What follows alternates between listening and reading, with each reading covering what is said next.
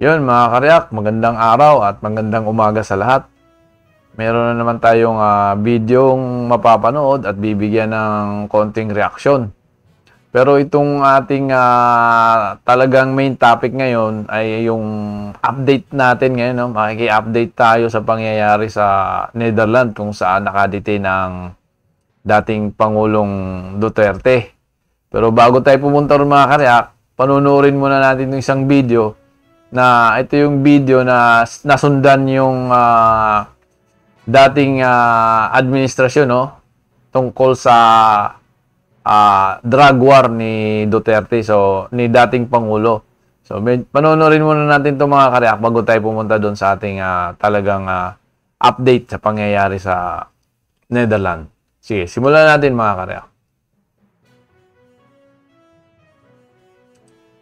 Today, a leader accused of killing thousands in a ruthless drug war is behind bars. The former Philippines President Rodrigo Duterte has been arrested at Manila Airport on an international criminal court warrant.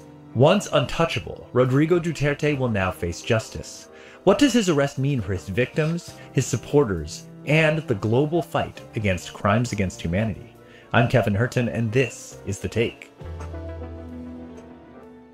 I mean, this is a guy that's used to having his own way, who's used to, ordering people and really seeing him like this, literally under siege, being whisked on a plane, and knowing that he's going to be in The Hague, in a matter of like hours. I think that must have confused him a lot.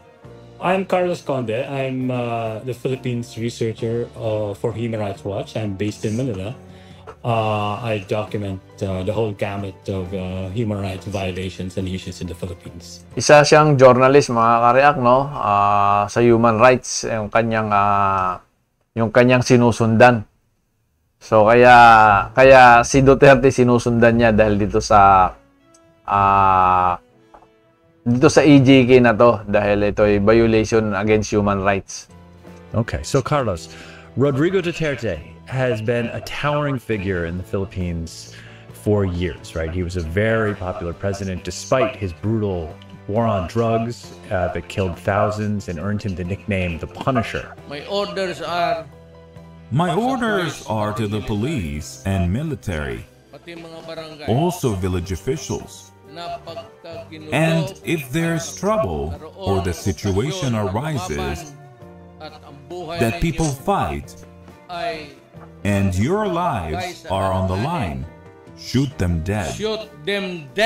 Can you give us a sense of just how big a deal this is in the Philippines, and maybe just how shocked you were that he'd finally been arrested?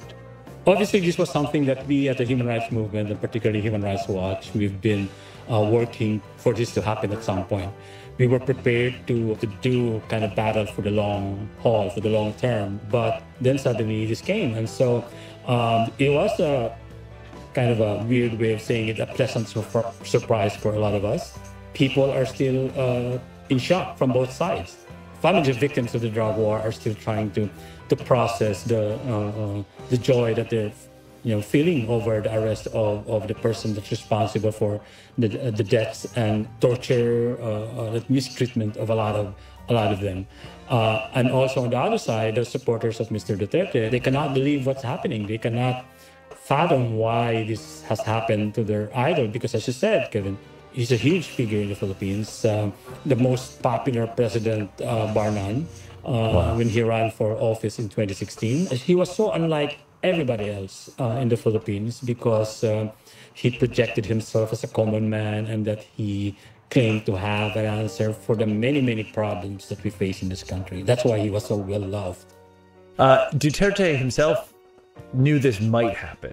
He gave a speech in Hong Kong where he talked about the possibility of an arrest warrant and defended himself, saying he was ready to go to jail. What I heard is I have a warrant of arrest from ICC or something. They've been after me for a while. These sons of... Dito mismo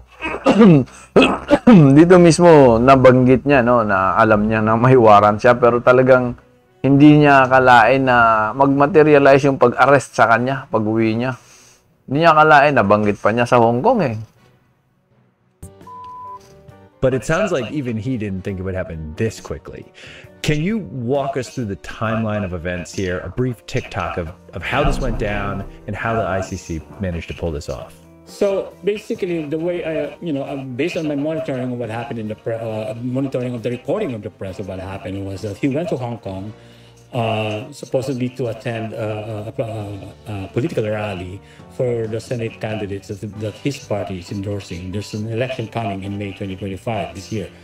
So he went there and campaigned among overseas Filipinos because there's a lot of overseas Filipino workers in Hong Kong and pretty much everywhere else in in the world. And obviously, a lot of Filipinos were also wondering, was this part of his plan to probably escape, probably seek asylum in China, because he knew that this was going to happen, that an arrest warrant was imminent. But apparently that wasn't the case. And so he came back.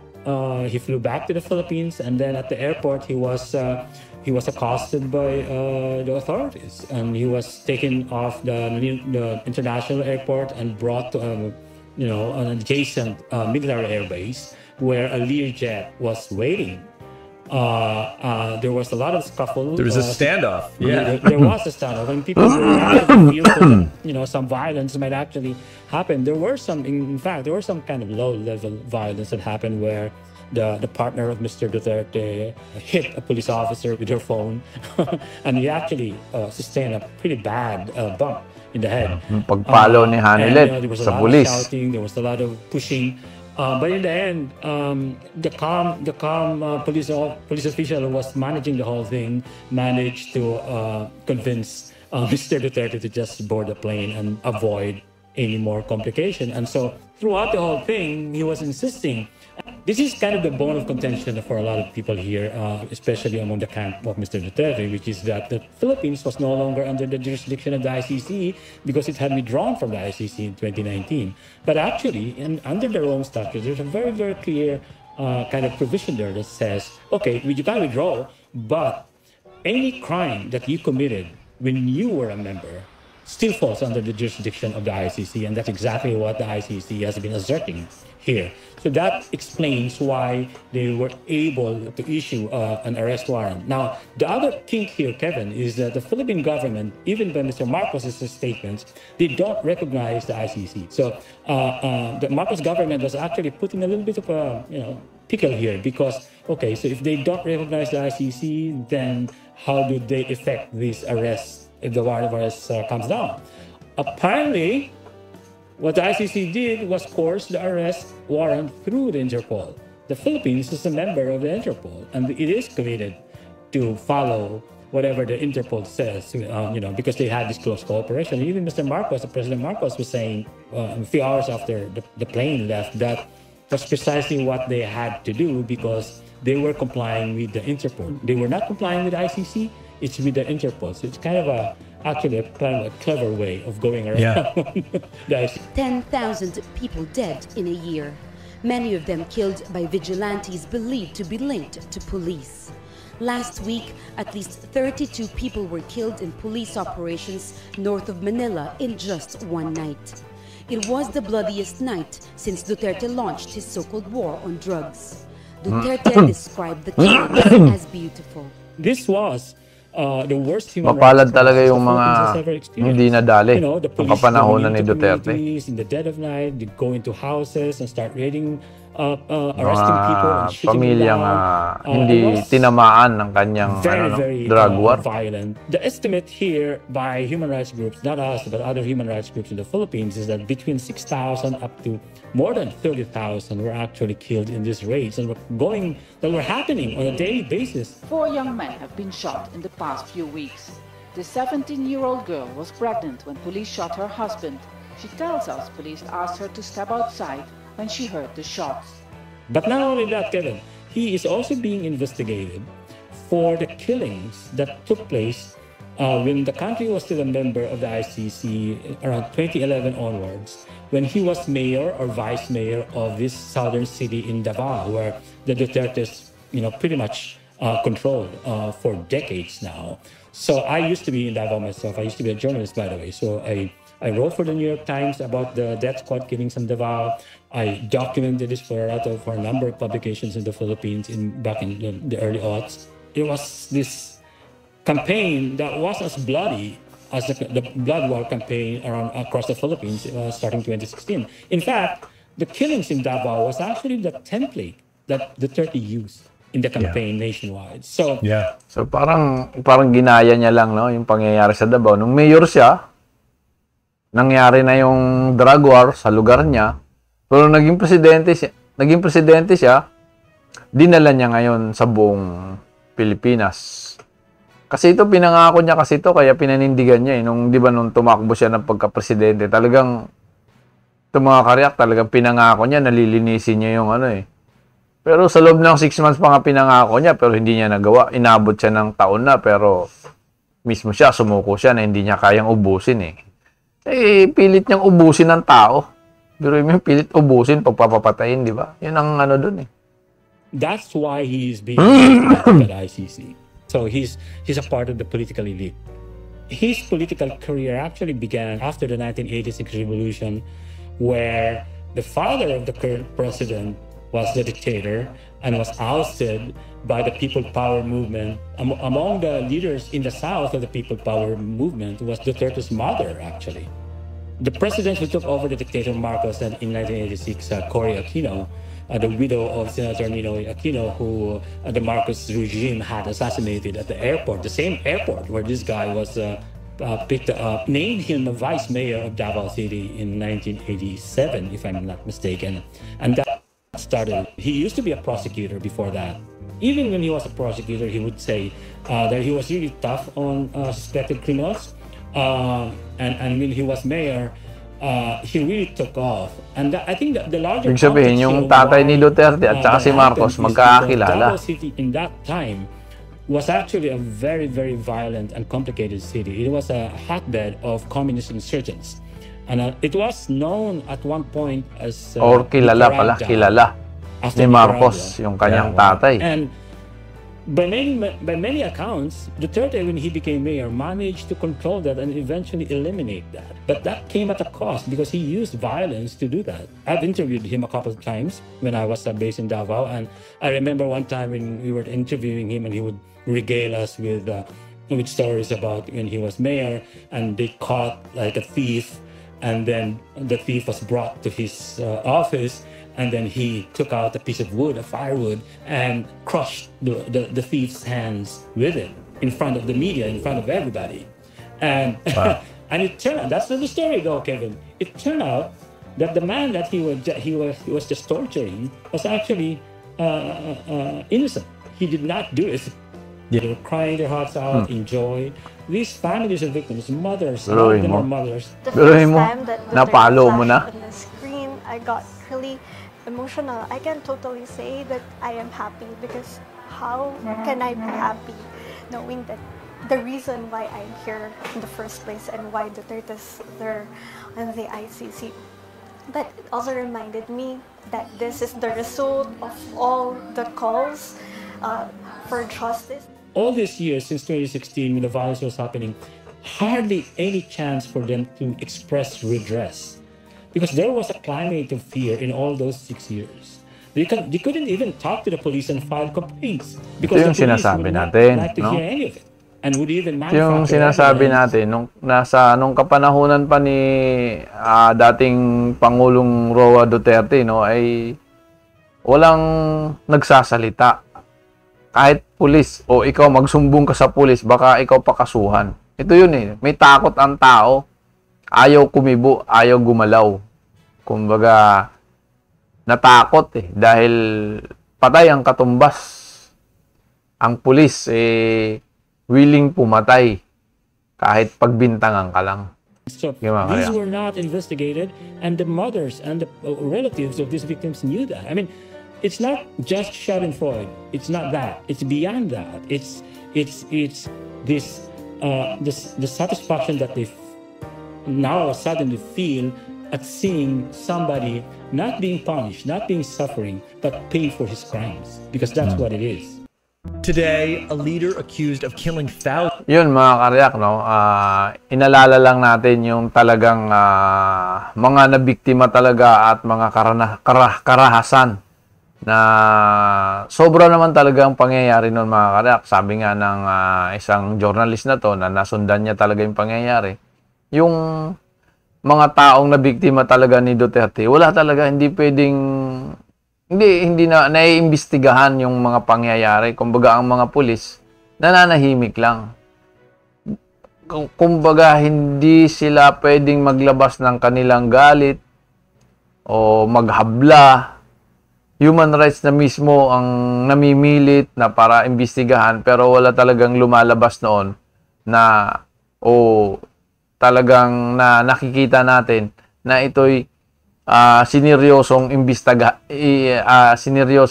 inimbestigahan ng mga authority, no? Walang nangyaring ganon. So, kawawa talaga yung mga nabiktima at magpapasalamat na lang yung mga hindi nga talaga tinamaan ng dragon war ni Duterte. So, at least mga karyak, inalala lang talaga natin ito, no? Para lang talaga makita ng mga tao na naniniwala na ang pangyayari ngayon kay Duterte ay isang hindi karapat-dapat mangyari sa kanya. So, hanggang doon na lang mga karyak, pero dito panonorin na natin yung update sa Netherlands. Simulan natin agad mga karyak.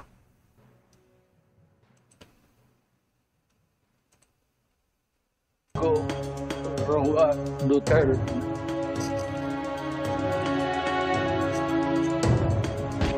Dahil sa saligang batas natin ay mayroong pagbabawat sa pag-practice ng propesyon. Maayos naman daw ang lagay ng dating Pangulo ayon kay dating Executive Secretary Salvador Medialdea. Okay naman siya, he's in very high spirits. Medyo nakahabol na ng konting tulog. Gano'ng katagal po yung bisita ninyo? Ngayon, kumpante na sila, no? Nasa maayos na raw ng kalagayan ni Duterte. Dati kasi nag-iiyak to nung pagdating nila dyan na hindi niya raw matagpuan, nasaan na raw si Duterte, ano? Kumbaga, hindi nala daw agad sa hospital. At ngayon, at least malinaw na sa kanila na si Duterte ay alaga ng ICC. Hindi pa babayaan. Hindi pwedeng mamatay si Duterte dyan. Hindi pwedeng magkasakit. Kasi ang purpose niya dyan ay sagutin ng mga akusasyon. Kaya hindi siya pwedeng magkaroon ng problema sa pangangatawan para hindi magkaroon ng dahilan na hindi siya maka-attend sa pangyayari kung gagawin na yung hearing. Siguro effectively mga 1 oras lang. Kasi maraming protocol. Ito, maliwalas na mukha nito. Sumusunod tayo sa proseso. Maliwalas na mukha ni Medialdea. Samantalang nung sa korte, talagang ento rin, walang tulog to. Stress na stress ito. Lalo nung inulit niya yung kanyang request, yung kanyang motion na i-postpone yung paghaharap at saka yung pagsasabi niyang illegal na pagkakadala sa ICC, no? Pero ngayon, tingnan mo yung itsura niya, umayos na yung mukha niya, hindi na siya stress. Sabi ni Attorney Harry Roque, nakausap na niya si Attorney Kaufman, na kabilang sa mga isinumitin nilang pangalan sa ICC para maging lead counsel ni Duterte. Nagpulong na rin ngayong araw ang kampo ng dating Pangulo para maisapinal ang bubuo sa kanyang defense team. Pero nakadepende pa rin daw ito sa dating Pangulo. Gusto nilang mabasura na ang reklamong crimes against humanity bago ang nakatakdang hearing sa September 23. Sa confirmation hearing, malalaman kung may sapat bang ebidensya para litisin siya. Sa mga katanungan kung maaari nga bang magdesisyon ng ICC sa mga petisyon ng defense team bago nito, sabi ng ICC spokesman, pagdedesisyonan ito ng mga hukom. Hindi raw sila pwedeng mag-speculate dahil maraming isyong pagdedesisyonan ang hukom. Habang naghihintay, mananatili pa rin si Duterte sa ICC detention facility sa Scheveningen Prison sa The Hague, the Netherlands. Ayon sa website ng International Criminal Court, bilang isang e-court, may sariling computer sa selda ang detainee at pwedeng magpa-computer training. Nakalink ang kanyang computer sa korte ng ICC. Bukod sa detainee, may access din sa kanyang computer ang kanyang defense team. Pwede sila mag-upload dito ng mga material para mabasa ng nakakulong. True web lang sila, no? True web lang sila magkakaroon ng komunikasyon. Yung kanyang legal team siguro, doon na lang nila padadaanin lahat ng kanilang plano kung ano yung gagawin nila. Kaya kung si Duterte ay hindi gamay sa computer, magbibigay ng tagaturo ang ICC para ituro kay Duterte kung anong dapat niya para makapag-communicate sa labas, no? Lalo sa kanyang mga legal team, no? Staff para sa privacy ng detainee at ng kanyang defense team. Nang humarap si Duterte sa ICC noong Biyernes, iginiit ng kanyang kampo na dinukot umano ang Pangulo ng arestuhin at dalhin sa The Hague. It was a pure... Makipagtulungan ng Malacanang. If the inquiry is in aid of legislation, we will respect. Kasi dito mga karyak, parang si Marcos, no? Si Amy Marcos, humihingi ng kumbaga investigasyon tungkol doon sa pagkakaaresto ng dating Pangulo. So, ang gusto niya mangyari, kailangan makipagtulungan ang Malacanang. So, dito, ang Malacanang, kailangan magbigay ng suporta kung ano man yung hihingi niya. Kung ito ay patungkol sa aids of legislation lang. Hindi yung, kumbaga, ebidensya lang na, aids of legislation. Kumbaga, para magkaroon sila ng, sa susunod na pangyayari, meron silang batas na susundan.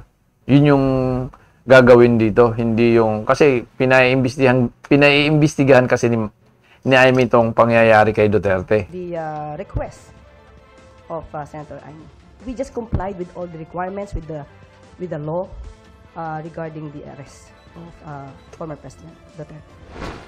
Nauna nang sinabi ni Pangulong Bongbong Marcos na hindi nakikipagtulungan ng gobyerno sa ICC dahil hindi na miyembro nito ang Pilipinas.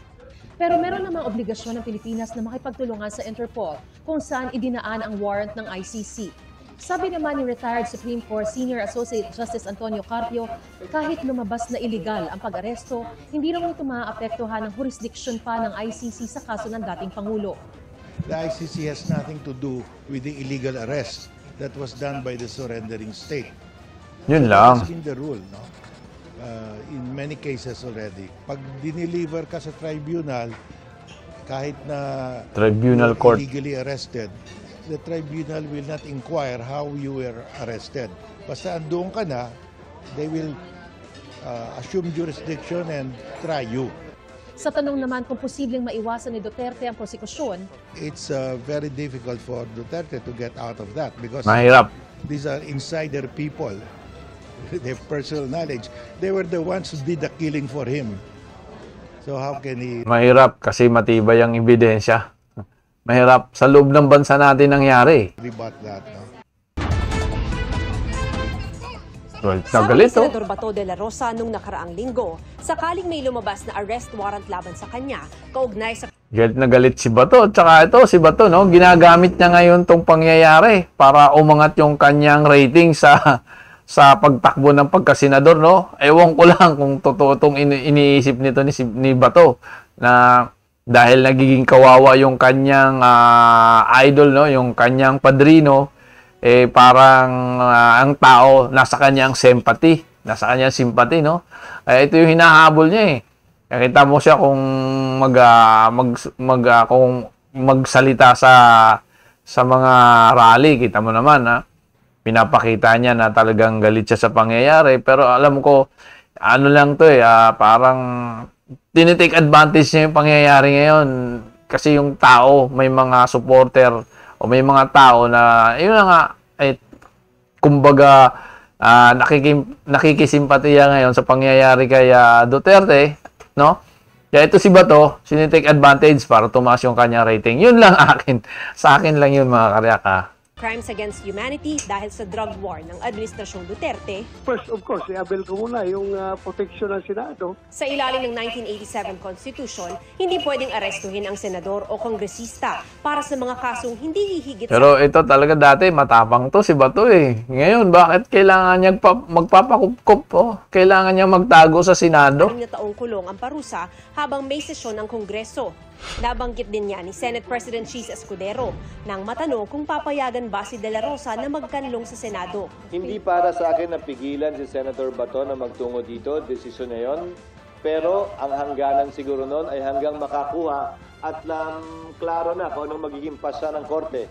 Kaugnay sa kanyang pag-avail. Ang gustong mangyari nito ni Chis Escudero, habang nagtatago sa Senado, kung may sakasakaling may warrant of arrest, kung anong desisyon ng korte, wala rin silang magagawa. susundin nila. Pag naglabas na ng, kumbaga, kung anong dapat gawin. Kung pwede bang magtago hanggat nandyan yung warrant o palipasin, yun lang. Judicial remedies na karapatan niya. Hindi nakabase sa batas, pero nakabase sa tinatawag na institutional courtesy. Hindi papayagan ng Senadong arestuhin ang sinumang miyembro niya sa loob ng Senado, lalo na kung merong sesyon. Nangyari na aniya ito nang ipaaresto si Nooy Senador Laila de Lima noong 2017 na isang araw munang natulog sa Senado bagamat kusa ring sumuko kinalaunan. Nangako rin ng Senado noong 2014 na hindi papayagang arestuhin sina dating Senador Juan Ponce Enrile, Senador Jinggoy Estrada at Senador Bong Revilla bagamat kusa naman silang sumuko kaya hindi na nagkubli sa Senado. Hindi naman nagtakda ng time limit ang mga nagdaang Senate President. Pero malinaw din aniya na hindi naman unlimited ang pananatili sa loob ng Senado. Hindi naman sa habang panahon, hanggat mabigyan siya ng sapat na panahon na magkaroon ng linaw o pagpapasa yung kanyang judicial remedies. Hindi naman siya unreasonable. May mga sitwasyon na yung senador mismo isinuko yung kanyang sarili makalipas ang 1 araw, 3 araw, 5 araw, 1 linggo, 25 araw. Ilang beses nabanggit si De La Rosa sa ICC Prosecution's urgent application para sa warrant of arrest laban kay dating Pangulong Rodrigo Duterte. Noong maging hepe siya ng Davao City Police noong 2012, ipinatupad daw ni De La Rosa ang tokhang kung saan ilan sa mga pinakiusapang sumuko ay inilagay sa drug watch list at kalaunay napatay. Sa estratehiya sa Davao, ibinatay ang Project Double Barrel na inilunsad noong maging si De La Rosa pala tagalista. Batay sa dokumento, dumami raw ang napatay na inendorso naman daw ng administrasyon at isinama sa accomplishments na iniulat sa publiko. Nabanggit din ang isang talumpati ni De La Rosa sa mga drug addict sa Bacolod na nanawagang patayin nila ang mga drug lord at sunugin ang mga bahay nila. Pagdating ng araw, nalalabas yung warrant of arrest ko, uhulihin ako ng PNP. Ngayon. Ito lang masasabi ko sa inyo. Ito lang masasabi ko sa inyo. Lahat ng ginagawa nila ay illegal. Ayon naman sa PNP, wala pa silang namomonitor na bagong arrest warrant mula sa ICC. Pagdating po doon sa procedure po ng pag-aresto. Ang lakas ng loob sabihin ni ni De La Rosa yung illegal ang ginagawa ng PNP samantalang yung kanilang drug war noon, marami silang napatay. Hindi man lang niya masabing illegal yung kanilang pagpatay, no? Grabe. Ay kung maaari lang po ay huwag nang pag-usapan. Basta ang sinasabi lang po, yung commitment lang po ng Pilipinas po sa pagsisilbi po ng warrant kung sakaling hihiling po yung Interpol po. Sir, so in theory, kung ako arresting officer, pangako na lang siya sa gate ng Senado? Hindi para sa akin na i-dictate sa kanila kung anong dapat at hindi nila dapat gawin. But that is theoretically possible. Again, within the premises of the Senate. Outside the gate. Labas ang Senado. Formally for asylum here at the Netherlands. As soon as my application of asylum is received, I do have the rights to non-refoulement. Non-refoulement under... Ito, nakahanap ng butas to si Roque. To, nakahanap ng butas na hindi siya makauwi ng Pilipinas, no? Kasi ang pinalalabas niya ngayon, hingi siya ng asylum sa Netherlands bilang isang abogado ni Duterte. Kung ilang taon yung paglilitis doon, 2 years. Yun, sa palagay na natin 2 years. So, mahaba-haba rin yun. Hindi siya pwedeng umuwi. Kung sakaling pagbigyan siya ng Netherlands na bigyan siya ng asylum, no, kung tatanggapin yung kanyang application. Lalo na siguro kung umabot ng 8 years. Kasi ang hinihintay nito, kaya nga ito nagtakas, kaya ito nagtago ng nagtago. Hinintay nito yung mapalitan ng administrasyon. Kaya nga ang Duterte camp, no, pilit talagang paalisin, pababain to si Pangulong Marcos, no? Pilit nilang pababain habang nagtatago ito hinahangad nito na mapalitan para makauwi. 'Di ba? Ito talaga ang purpose nito kung bakit ito nagtago dahil pinilit nila na minadali nila na mapapababa sa pagka-presidente ang Pangulong Marcos. Ito ang habol nito. Alam to, demonyo utak nito ni Roque. So ngayon, kita mo, nakahanap pa siya ng butas, nagamit pa niya yung sitwasyon ni dating Pangulong Rodrigo ngayon na para hindi siya makauwi kung sakasakaling tanggapin ang kanyang application bilang magpapakupkup siya sa Netherlands habang nililitis yung kaso ni Duterte, no? Magaling to si Roque, utak ano to utak kumbaga wag na lang, sige basta utak niya, magaling mo utak nito means number 1, non-deportation until matapos yung investigasyon, entitled to grabe. Asylum status, and number 2, non-prosecution for illegal. Kasi nung dito nangyari kay Duterte, alam mo, kinakaba-kabahan to nung nagtatago to sa ibang bansa. Hindi nga nila alam kung saan nagtago to, kinakaba-kabahan. Ngayon, wala na siyang kaba. Kasi meron na siyang dahilan, nakahanap na siya ng dahilan. Hindi naman ang pagpasok ko dahil meron akong visa. Nahaharap si Roque sa reklamong qualified human trafficking kaugnay sa Lucky South 99 Pogo sa Porac, Pampanga. Bagamat hindi pa umaabot ang kaso sa korte, kaya wala pang arrest warrant para rito. Pero merong arrest order na inilabas ang House Quad Committee Setyembre noong nakaraang taon laban kay Roque dahil sa contempt. May inisyo rin laban sa kanya na Immigration Lookout Bulletin Order. Kaya nagtataka ang mga miyembro ng Quadcom, bakit nakalabas ng bansa si Roque na itinuturing nilang pugante. I'm sure gumamit ng passport niya pagdating niya dun sa Netherlands, and yung kanyang port of origin will definitely be reflected in his passport. So bakit hindi na-inform ang Bureau of Immigration tungkol dyan? O bakit walang aksyon ang ating Bureau of Immigration? So, ganun, yun lang mahirap talaga. Pero doon, yun ang mahirap sa immigration natin. Komportable siyang maglalakad, no? Yun ang, hindi pa nga namin alam talaga. Yun talaga ang mahirap sa immigration natin. Pagdating sa mga ganyang malalaking tao o siguro mapipera, sabihin na natin may pera yan pambayad, wala kang mababalitaan. From what country siya before Netherlands ang galing? Nakabinbin po ang aking petition sa Korte Suprema para ideklara ang labag sa saligang batas yung investigasyon na ginagawa nila. Fake news po yung sinasabi nilang pugante ako dahil ang pugante po ay tumatakas sa isang arrest warrant na inisyu ng isang hukuman. Ang arrest warrant po ng inisyu ng Kongreso ay para lamang sa isang resource person para dumalo sa bakit ka nagtago? Yun ang tanong doon. Bakit ka tumakas? Bakit hindi ka nagpakita sa Congress? Isang pagpupulong at magsumiti ng mga dokumento. Nilinaw ng Quadcom ng Kamara na walang kinalaman ang contempt at detention order ng komite laban kay Attorney Harry Roque sa pagiging abogado niya ni dating Pangulong Rodrigo Duterte sa The Hague, the Netherlands.